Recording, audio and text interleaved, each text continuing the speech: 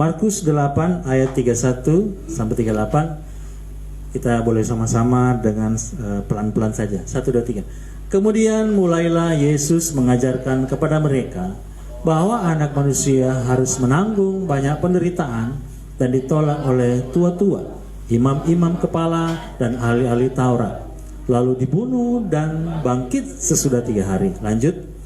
Hal ini dikatakannya dengan terus terang, tapi Petrus menarik Yesus ke samping dan menegur dia. Maka berpalinglah Yesus dan sambil memandang murid-muridnya, ia memarahi Petrus, katanya, "Enyahlah iblis, sebab engkau bukan memikirkan apa yang dipikirkan Allah, melainkan apa yang dipikirkan manusia." Lalu Yesus memanggil orang banyak dan murid-muridnya dan berkata kepada mereka, "Setiap orang yang mau mengikut aku, ia harus menyangkal dirinya, memikul salibnya dan mengikut aku. Karena siapa yang mau menyelamatkan nyawanya, ia akan kehilangan nyawanya. Tapi barang siapa kehilangan nyawanya karena aku dan karena Injil, ia akan menyelamatkannya. Apa gunanya seorang memperoleh seluruh dunia, tapi ia kehilangan nyawanya? Karena apakah yang dapat diberikannya sebagai ganti nyawanya?" 1. Sebab barang siapa malu karena aku dan karena perkataanku di tengah-tengah angkatan yang tidak setia dan berdosa ini, anak manusia pun akan malu karena orang itu apabila ia datang kelak dalam kemuliaan Bapanya diiringi malaikat-malaikat kudus. Amin. Ya. Jadi saya tertarik ya untuk membahas mengenai malu. Siapa sini yang pemalu? Judul firman Tuhan pada saat ini, jangan kita malu memperkatakan apa yang Tuhan suruh. Amin. Nah, saya orang pemalu sebenarnya ya. Saya seorang yang sangat pemalu dari kecil. Apalagi pemalu dan tidak percaya diri. Ya, dari kecil tidak dilatih ya. Sama sekali tidak dilatih. Ya, paling yang dikasih tahu orang tua bagaimana harus makan, gitu-gitu doang ya. Jam segini istirahat tidur. Ya, itulah zaman dulu seperti itu. Jadi terbentuk kurang percaya diri dan pemalu ya. Tetapi ketika saya mendapatkan firman Tuhan, lepas, bukan lepas dari kemaluan, tapi malu itu lepas ya. Tidak ada lagi rasa malu dalam hal memberitakan Injil. Nah, kita simak dari awal, nggak apa-apa kita baca ayat ini. Kita kembali lagi dari awal, kita simak bagaimana alur cerita ini ya dalam Markus pasal 8 ini. Markus pasal 8 mulai dari ayat 31 ini dikatakan bahwa ini dia sementara dengan murid-muridnya. Yang dekat dengan dia itu Petrus. Petrus ini kita tahu seorang yang sangat vokal ya. Seorang yang berani untuk berkata-kata. Tapi satu waktu dia ciut juga ya. Saya nggak tahu kenapa dia bisa ciut. Nah, mari kita lihat di ayat 31. Kemudian mulailah Yesus mengajarkan kepada mereka bahwa anak manusia harus menanggung banyak penderitaan. Jadi waktu Allah menjadi manusia atau Yesus ya yang sementara menjadi manusia, kita harus tahu dia sebagai tebusan ya. Dia itu sebagai tebusan karena dia harus menderita. Ya, dia sebagai manusia. Nah, tetapi dalam kealahannya, ya Yesus dalam kealahannya itu nggak bisa mati. Yang mati itu manusia karena memang dia tinggalkan kealahan itu. Nah, kemudian ternyata Yesus ini yang menanggung banyak penderitaan dan ditolak oleh tua-tua. Nah, dia akan berhadapan dengan ahli-ahli Taurat. Dalam hal ini orang-orang Yahudi ini pemegang adat istiadat. Ya. Jadi memang Yesus langsung membaca di sini bahwa ada cara iblis untuk menghalangi Injil itu lewat ahli-ahli Taurat ini, orang-orang pemegang tua-tua adat ya di Yahudi. Inilah yang menjadi penghalang untuk Injil itu diberitakan. Walaupun mereka ini seperti namanya orang Farisi, ya kan? Seperti melakukan ibadah dengan taat. Tapi pada dasarnya kan yang mereka ajarkan ajaran manusia, ya, bukan Injil.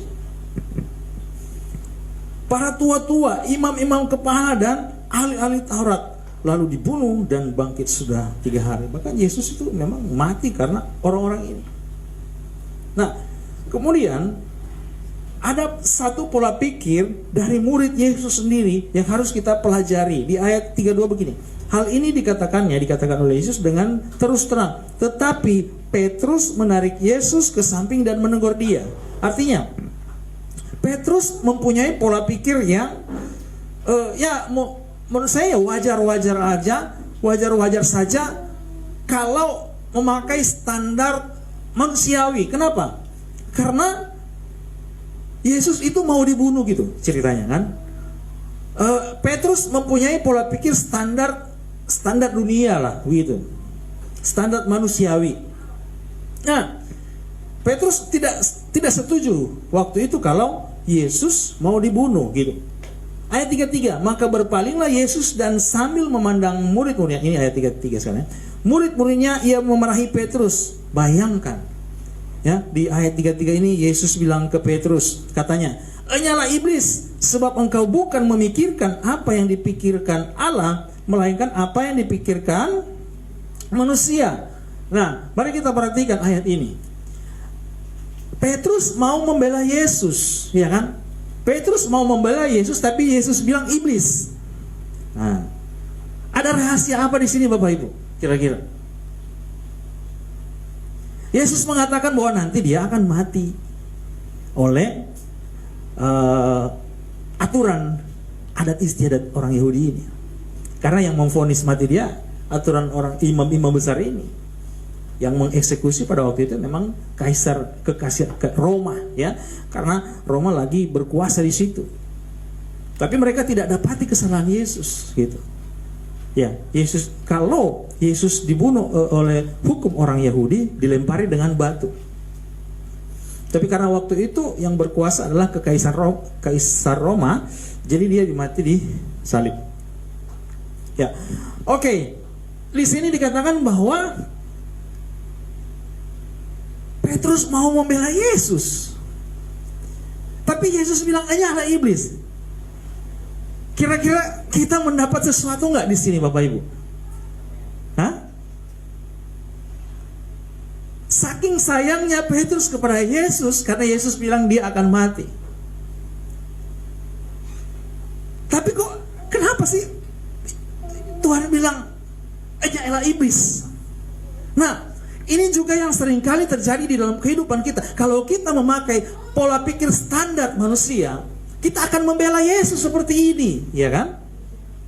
Kita akan membela agama juga, ya, benar nggak? Kita pasti akan membela agama. Kita akan membela bahkan Tuhan kita akan bela. Tapi Yesus tantang pikiran seperti itu. Tidak boleh seperti itu. Ya. Ngapain kamu membela Tuhan gitu? Ngapain kamu harus membela saya gitu?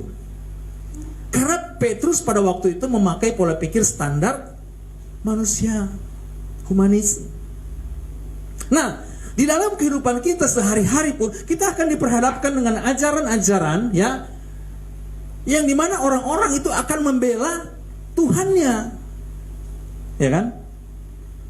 Makanya firman Tuhan bilang kita harus berubah gitu. Bukan kita yang membela Tuhan, tetapi Tuhan yang berkuasa akan membela kita. Amin. Sebentar kita akan melihat. Nah, sebenarnya saya akan berbicara mengenai malu. Malu. Firman Tuhan pada saat ini saya beri judul malu. Jangan malu, ya kan? Ya, secara manusia memang pada waktu itu Yesus masih menjadi manusia, sehingga Petrus pun ingin membela. Makanya Bapak Ibu saudara kasih Tuhan, kalau kita berpikir bahwa Yesus sekarang masih manusia, pasti orang akan membela. Benar nggak? Iya kan? Kalau kita masih berpikir sekarang ini Yesus masih manusia, pasti kita akan membela gitu. Nah, tapi kita lihat. Nah, kemudian kita lanjut. Kita tinggalkan dulu ya Markus 8 ayat 33. Seperti kita sudah dapat poinnya, ya. Coba maju lagi ke ayat yang ke-38. ayat 38. Sebab barang siapa malu karena aku dan karena perkataanku di tengah-tengah angkatan yang tidak setia dan berdosa ini, anak manusia pun akan malu karena itu. Jadi Bapak Ibu, kalau kita malu ikut Yesus, ya, firman Tuhan bilang Yesus tuh akan malu dengan kita. Siapa yang sini malu ikut Yesus? Hah? Siapa yang sini yang malu memperkatakan Yesus Tuhan? Siapa yang malu dianggap orang bahwa dia seorang yang setia? Saya mengajarkan begini, memang kita nggak boleh sombong, ya, tapi kita harus punya spirit dari dalam, dan kita harus mempunyai integritas dalam mengikut Yesus. Amin. Harus memiliki integritas. Jangan sampai Yesus seperti firman Tuhan, dia malu nanti dengan kita, karena mungkin kita malu gitu kan. Kita malu untuk memperkatakan bahwa kita pengikut Yesus yang setia, ya kan? Nah, mari kita lihat di dalam 2 Timotius pasal 2 ayat 15. Mari kita lihat firman Tuhan. 2 Timotius 2 ayat 15. Usahakanlah supaya engkau layak di hadapan Allah sebagai seorang pekerja yang tidak usah malu, yang berterus terang memberitakan perkataan kebenaran itu. Amin. Gak usah malu. Kalau hari Minggu kita beribadah, terus ada tawaran yang lain, gak usah malu. Saya mau beribadah hari Minggu, saya mau berdoa untuk Tuhan. Amin. Gak usah malu mengikut Tuhan. Kita harus mempunyai integritas, ya. Nanti kan Tuhan yang berkuasa sama aku. Nanti sebentar, kenapa sih kita gak perlu malu? Nanti kita akan lihat sebentar. Lanjut lagi, ya. Kalau ini nasihat Paulus kepada Timotius, seorang pelayan, ya kan? Kita sebagai pelayan gak usah malu untuk memberitakan nama Yesus. Amin. Kebenaran, kenapa kita harus malu? Terus ayat Titus 2 ayat 8. Titus 2 ayat 8.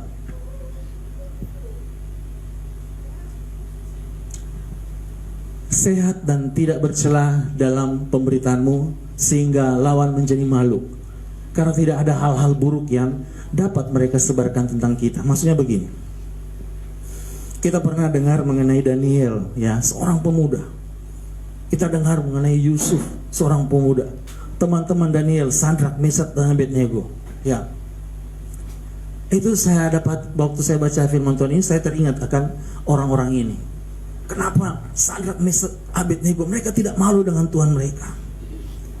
Mereka diancam nyawanya waktu itu.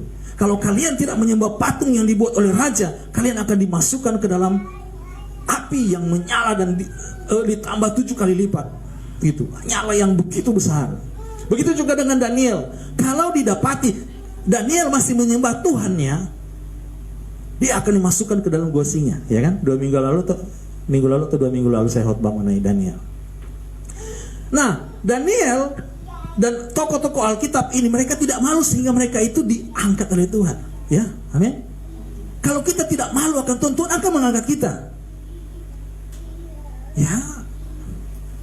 Contoh, walaupun ya hanya manusia, tokoh-tokoh Alkitab sebenarnya lebih dahsyat.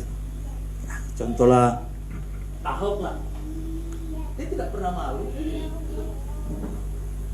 Dia tidak pernah malu dengan Tuhannya. Dimanapun dia sampaikan dia pengikut Yesus Kristus, walaupun dia, ya menurut saya secara pribadi, walaupun ya dia dalam berfirman belum pemahamannya ya berbeda, tapi dia tidak malu namanya Yesus, karena dia apa yang dia tahu tentang Tuhan, dia tidak pernah malu. Tuhan angkat orang-orang yang seperti itu, ya kan? Nah, mari kita lihat. Kita lanjut lagi.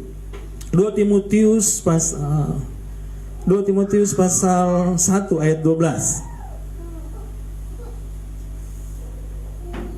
2 Timotius 1 ayat 12.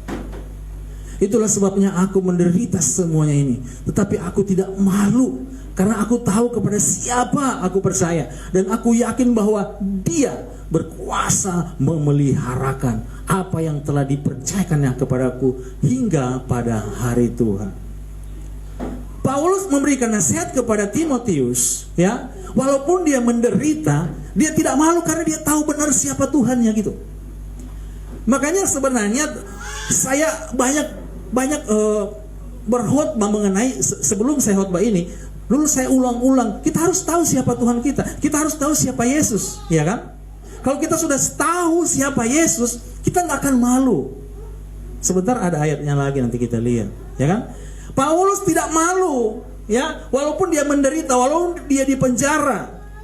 Mungkin orang akan berkata, katanya Tuhannya Maha Kuasa, kenapa dia di penjara? Paulus tidak malu karena dia mengerti kehendak Tuhan. Sama seperti Petrus, ya kan? Memang waktu itu Petrus belum dipenuhi Roh Kudus pada waktu itu. Jadi pola pikir manusianya itu masih tinggi.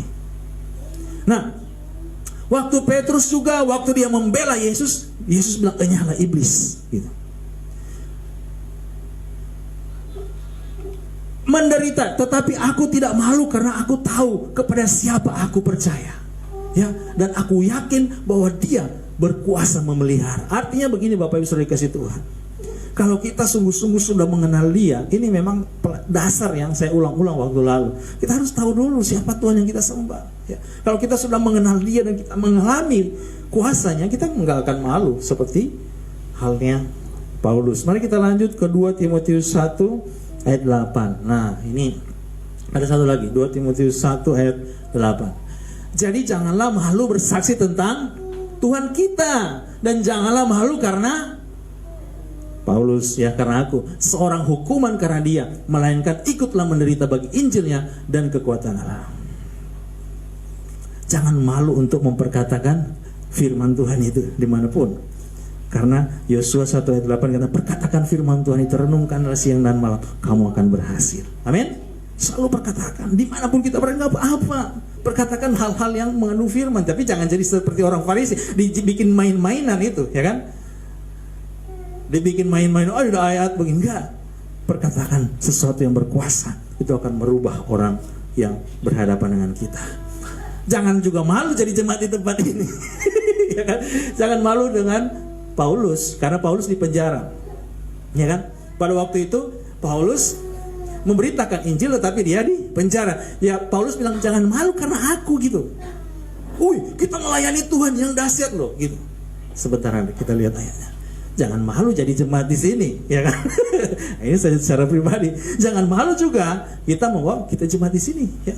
Walaupun keadaan kita seperti ini, karena di tempat ini Yesus Kristus yang kita tinggikan. Amin. Haleluya. Lanjut. Kenapa kita tidak perlu malu? Ya kan? Kenapa kita tidak perlu malu? Mari kita lihat dalam Titus 2 ayat 13. Kenapa sih kita nggak perlu malu?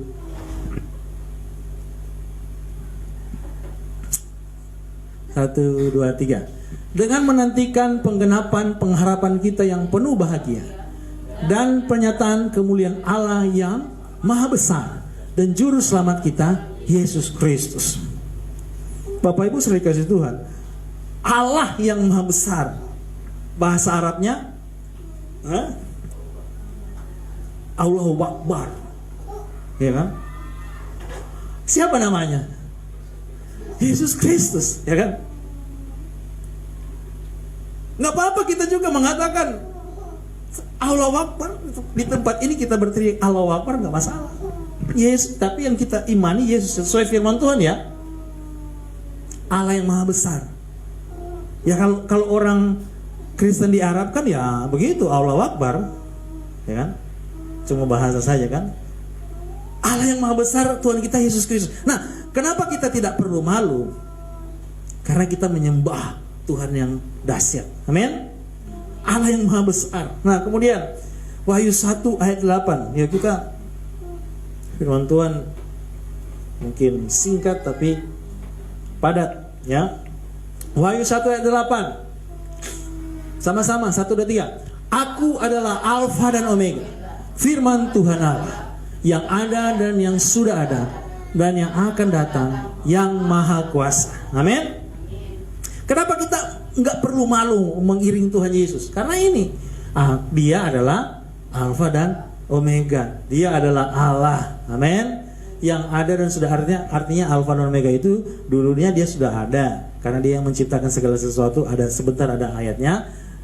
Dan yang akan datang, Dia ada sekarang bersama-sama dengan kita. Nah, Bapak Ibu saudara dikasih Tuhan, seringkali kita ragu gitu kan, apakah dia sekarang ada gitu.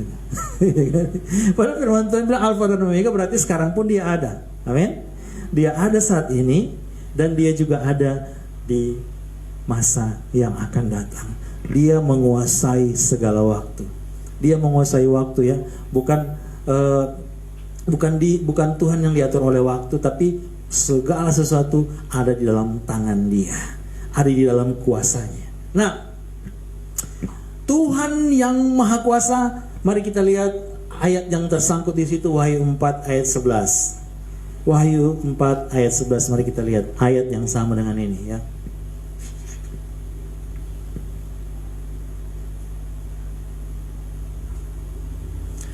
Tuhan dan Allah kami, ya Tuhan dan Allah kami, Engkau layak menerima puji-pujian dan hormat dan kuasa, sebab Engkau telah menciptakan segala sesuatu, dan oleh karena kehendak-Mu semua itu ada dan diciptakan. Nah, Bapak Ibu saudara kasih Tuhan, mungkin ayat ini saya rindu untuk kita bahas lagi ya. Siapakah yang menciptakan segala sesuatu? Yesus ya. Kemudian apa alasan kita mengatakan bahwa Yesus yang menciptakan segala sesuatu? Kita sharing-sharing sedikit saja, nggak apa-apa ya. Apa alasan kita mengatakan bahwa Yesus menciptakan segala sesuatu? Waktu Yesus jadi manusia, ya kan, sampai dibela oleh Petrus, karena yaitu pola pikir mereka Yesus masih manusia. Makanya Yesus bilang, nanti ya, dosa yang tidak diampuni itu dosa yang menghujat Roh Kudus, dosa yang menghujat Yesus yang Allah gitu. Artinya yang tidak percaya bahwa dia sekarang adalah Allah. Nah, di sini ya Tuhan dan Allah kami, ini sama dengan perkataan Thomas di dalam Yohanes pasal 20 ayat 28. Coba kita lihat Yohanes 20 ayat 28. Mari kita lihat ayat ini ya. Ya Tuhan dan Allah kami, Dia pencipta ya kan. Nah, Thomas menjawab, ya apa? 1, 2, 3. Thomas menjawab dia, ya Tuhan dan Allahku. Thomas mengatakan bahwa Yesus itu adalah Tuhan dan Allah. Nah, kalau kita kembali ke Wahyu, kembali lagi ke Wahyu pasal 4 ayat 11 ya. Tadinya Thomas ini tidak percaya kalau dia Tuhan, ya kan? Tadinya dia tidak percaya kalau masa sih Yesus itu kan tadinya sama-sama dengan kita gitu. Bahkan Yesus waktu mau mati itu kan berdoa menangis ketakutan. Terus ada malaikat yang menguatkan. Nah, ini Bapak Ibu saudara kasih Tuhan yang harus kita rubah dalam pola pikir kita. Jangan lagi kita berpikir seperti waktu Yesus jadi manusia. Ya, waktu dia menjadi manusia memang dia mengosongkan diri, ya kan? Tapi di situ juga waktu dia menjadi manusia memang dia memberikan petunjuk-petunjuk ya. Kalau jadi manusia ya seperti saya gitu. Ya kan? Harus taat, ya kan? Taat kepada Allah, ya. Kalau jadi manusia ya dibaptis, ya. Yesus dibaptis, ya kan? Ya, kalau jadi manusia harus dibaptis, harus percaya dan dibaptis. Itu sebenarnya Yesus waktu menjadi manusia, ya. Selalu dia berdoa kepada Bapa. Ternyata Bapa itu ya dia juga, Yesus juga, ya kan? Ketika dia selesai misi keselamatan, baru dia kembali lagi ke sorga sebagai Allah. Mari kita lihat buktinya. Kalau di sini ya Tuhan dan Allah kami, Engkau layak menerima puji-pujian dan hormat dan kuasa, sebab apa? Engkau telah menciptakan segala sesuatu, dan oleh karena kehendak-Mu semuanya itu ada dan diciptakan. Kehendak siapa? Kehendak Yesus. Amin. Kehendak Tuhan Yesus sehingga kita diciptakan. Nah, Tuhan dan Allah itu Yesus sendiri. Mari kita lihat di dalam Wahyu pasal 4 di ayat yang ke 2. Wahyu pasal 4 ayat 2. Segera aku dikuasai oleh Roh, dan lihatlah sebuah takhta terdiri di sorga, dan di takhta itu duduk seorang. Amin. Siapa yang duduk di takhta? Beri puji, beri hormat, bagi Yesus yang duduk di tahta. Kita ulang-ulang lagu tadi. Berkuasa, mulia. Enak gak nyanyinya? Enak. Segala bangsa kan datang menyembah. Haleluya, haleluya, kudus dan mulia namamu. Haleluya, haleluya, ku sembah kau Yesus, ku sembah kau. Enak nyanyinya kan? Karena kita sudah tahu bahwa Yesus itu adalah Tuhan. Amin. Kalau kita masih pola pikir seperti Petrus pada waktu itu, ya Yesus kan manusia, perlu dibela. Ngapain kita nyanyi? Enggak nyambung kita nyanyi lagu ini. Bener loh. Tapi kalau kita sudah, pikiran kita ini sudah diupdate oleh firman Tuhan, bahwa Yesus itu yang sekarang, Yesus yang adalah Allah. Dia yang menciptakan segala sesuatu. Dia yang ada di sorga sendirian. Harus nyambung loh. Dia kan menciptakan segala sesuatu sendirian. Amin. Kita lihat bukti. Yesaya 44 ayat 24. Gak apa-apa saya ulang-ulang ayat ini. Yesaya 44 ayat 24. Dia sendiri loh, tidak dibantu oleh siapa, ya kan? Beginilah firman Tuhan penebusmu, yang membentuk engkau sejak dari kandungan. Akulah Tuhan yang menjadikan segala sesuatu, yang seorang diri membentangkan langit, yang menghamparkan bumi. Siapakah yang mendampingi aku? Dia yang menciptakan seorang diri. Nyambung dengan Wahyu 4 ayat 11, ya kan? Dia penebus. Apalagi? Dia menciptakan segala sesuatu tidak dibantu. Makanya yang di tahta pun dia sendiri. Firman Tuhan katakan bahwa yang di tahta itu seorang diri, gitu. Pakai bahasa manusia, seorang diri. Tidak ada yang lain, cuma Yesus sendiri. Amin. Harus diupdate pikiran kita. Nggak ada yang lain-lain. Yang di tahta dia seorang diri. Kita menyembah pun Allah yang Esa. Amin. Allah yang satu-satunya gitu. Nggak ada yang lain, yang ini nggak ada. Hanya satu, Yesus. Amin. Segala kemuliaan bagi Yesus Kristus, Tuhan Allah yang berkuasa. Dia satu-satunya. Saya tutup dengan Yudas 1 ayat 25. Yudas 1 ayat 25.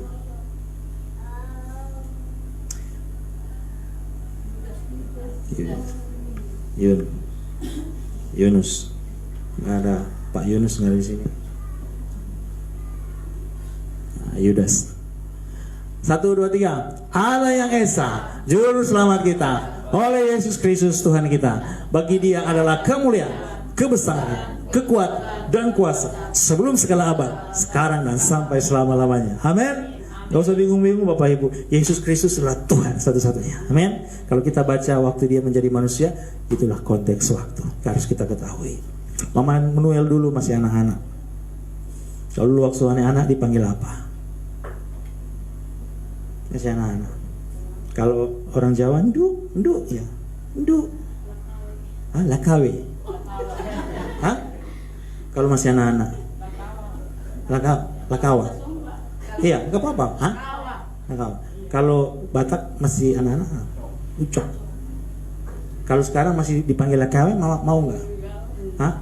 Iya. Konteks waktu kan, dulu boleh. Sekarang sudah. Kalau sekarang dipanggil apa? Usi atau apa? Hah? Ibu. Kalau bahasa ini ya, bahasa sehari-hari, bahasa Sumbanya apa? Manuel. Kalau istilahnya Ina atau apa? Ina. Hah? Ya begitulah.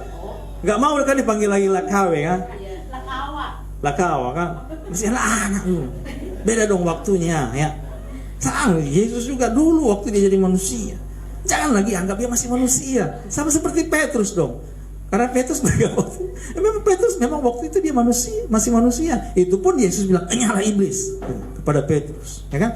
Tapi ketika Yesus kembali ke sorga, Yesus kirimkan Roh Kudus. Petrus diubahkan.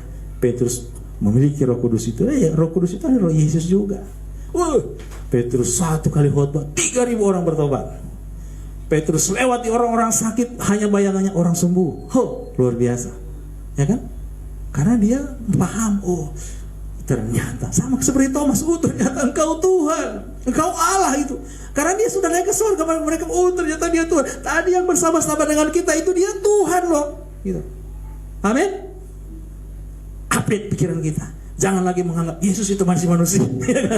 Sehingga kadang-kadang orang pengen bela Yesus. Sebenarnya kita harus dibela oleh Yesus. Amin. Kita harus beribadah kepadanya. Kita harus menyembah dia. Menyembah dia supaya apa? Ya, kalau saya pakai bahasa kasar, kita harus cari muka ke dia. Nggak apa-apa. Mungkin bahasanya salah ya, cari muka. Tapi nggak masalah. Kita harus mendekatkan diri dengan dia. Amin. Kita harus menyembah itu cari hatinya gitu. Proskuneo itu seperti anjing jilat-jilat gitu kan. Supaya apa? Karena memang anjing itu kan kalau dia ketemu Tuhannya rindu banget. Kita juga harus seperti itu, ya, proskuneo, ya, mau menyembah Tuhan. Karena datang kepada Yesus karena memang rindu. Amin. Wah, kita akan lihat berkat-berkat itu kan selalu mengalir dalam kehidupan kita. Amin. Berkat-berkat secara jasmani, berkat-berkat secara rohani. Semuanya Tuhan sudah janji kok. Tuhan akan kasih. Tapi carilah dahulu kerajaan Allah dan kebenarannya. Semua akan ditambahkan. Termasuk apa kebutuhan kita, apa yang menjadi kerinduan kita. Amin. Demikian firman